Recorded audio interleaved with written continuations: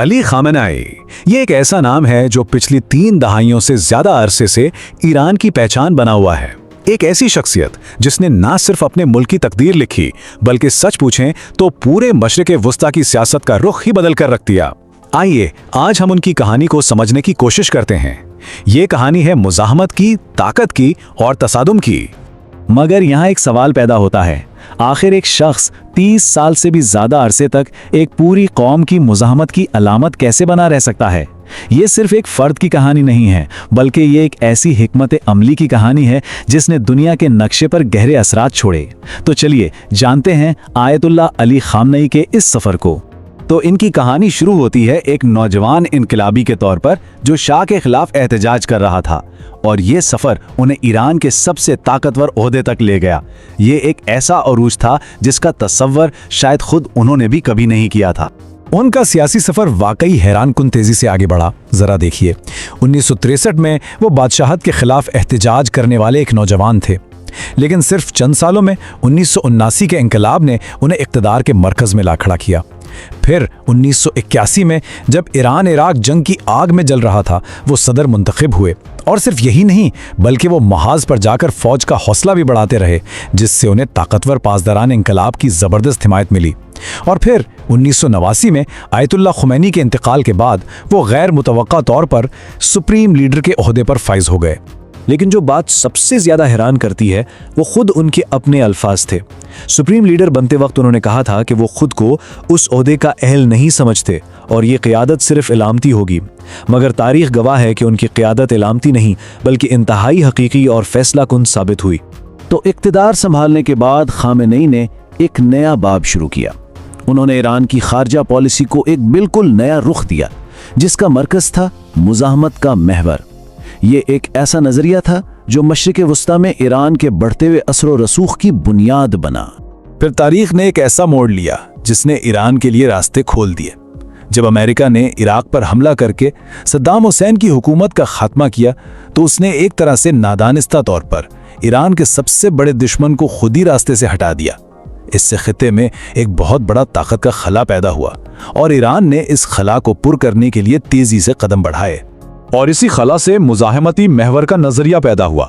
یہ بنیادی طور پر ایران کی قیادت میں بننے والا ایک اتحاد تھا جس کا مقصد خطے میں امریکی اور اسرائیلی اثر و رسوخ کو چیلنج کرنا تھا۔ اس میں کئی اہم حکومتیں اور گروہ شامل تھے۔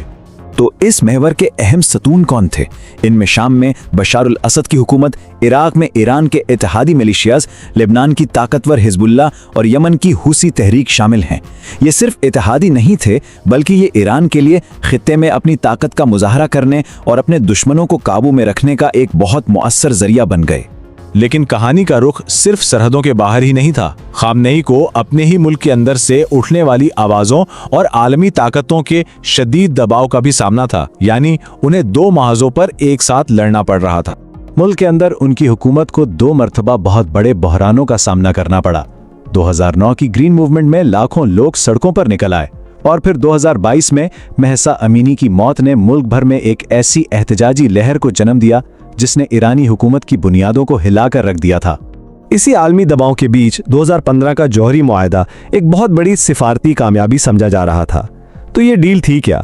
بنیادی طور پر یہ ایک سادہ سا سودا تھا۔ ایران اپنا جوہری پروگرام محدود کرے گا اور بدلے میں دنیا اس پر لگی سخت معاشی پابندیاں ہٹا لے گی۔ یہ سب کے لیے ایک امید کی کرن تھی۔ لیکن یہ امید آپ کہہ لیں کہ زیادہ دیر قائم نہ رہ سکی۔ 2018 میں امریکی صدر ٹرمپ نے اچانک یک طرفہ طور پر اس معاہدے کو ختم کر دیا۔ یہ ایک دھماکہ خیز فیصلہ تھا۔ اس کے جواب میں خامنئی نے بھی سخت رد عمل دکھایا اور ایران کے جوہری اور میزائل پروگراموں کو پہلے سے بھی زیادہ تیز کرنے کا حکم دے دیا، جس نے خطے کو ایک نئے اور خطرناک تصادم کے دہانے پر لا کھڑا کیا۔ اور بس یہیں سے خامنئی کے دور کا آخری اور شاید سب سے ڈرامائی باب شروع ہوتا ہے، ایک ایسا باب جو بڑھتے ہوئے تنازعات اور بحرانوں سے بھرا ہوا تھا۔ اس کے بعد تو جیسے واقعات کی ایک لڑی شروع ہو گئی، ایک کے بعد ایک۔ اکتوبر 2023 میں حماس کا اسرائیل پر حملہ، جس کے جواب میں اسرائیل نے دمشق میں ایرانی سفارت خانے کو نشانہ بنایا، اور پھر حماس اور حزب اللہ کے بڑے رہنماؤں کا قتل۔ ہر قدم خطے کو ایک بڑی جنگ کے اور قریب لا رہا تھا۔ اس بڑھتی کشیدگی کا ایران نے جو جواب دیا وہ ایسا تھا جس کی پہلے کوئی مثال نہیں ملتی۔ तकरीबन 200 बैलिस्टिक मिसाइल सीधे इजराइल की तरफ दागे गए। ये एक खुला पैगाम था कि ईरान अब सिर्फ अपने इत्तेहादियों के जरिए नहीं लड़ेगा बल्कि खुद मैदान में उतरेगा। और इसी कशीदगी के बीच आयतुल्लाह खामेनेई की आखिरी आवामी वार्निंग सामने आई। उन्होंने वाजे कर दिया कि अगर इस बार जंग शुरू हुई तो यह सिर्फ ईरान तक महदूद नहीं रहेगी बल्कि पूरे खित्ते को अपनी लपेट में ले लेगी।